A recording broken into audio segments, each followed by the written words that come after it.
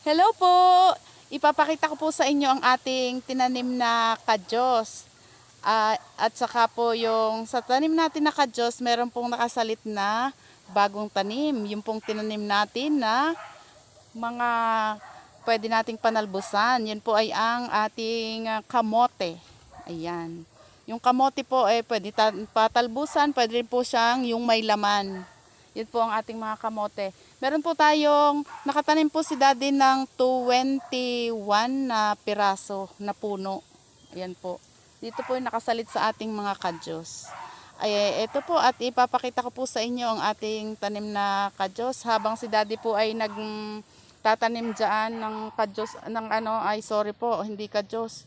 Habang nagtatanim po si daddy dyan ng kamote, ako naman po ay naglilinis dito sa ating mga puno ng kadyos at saka sa mga tanim na mais. Ayan po.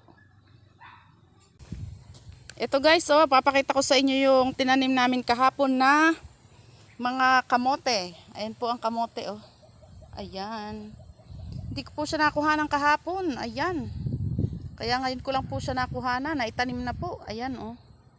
Ang ating tinanim na kamote. Ayan po, papunta doon. Dire-diretso lang po yung isang line na yan hanggang doon. Dito po yan sa ating tanim na kadyos. Nakasalit po. Ayan. Ang ating kamote. Ayan. Kamote po yan. Para po pwede rin po siya nating panalbusan at pwede rin po natin siyang anuhan ng ating mga gulay. Ilalahok sa gulay natin. Ayan. Ayan. Pero hindi po yan pwedeng ilahok sa kadyos. Ayan po, ang ating kamote. Pwede rin po yung lumaman. Pwede rin po naman yang patalbusan po or sa gulay. Ayan po. Habang si daddy po ay nagtatanim niyan, ako naman po ay naglinis-linis din oh. Sa palabak na ere oh. Ayan po oh. Diyan. Inalis ko po yung mga damo. Nilagay ko po sa gitna. Ayan po. Kasi mabilis po ang damo ngayon. Ayan po oh. Ayan po. Ayan.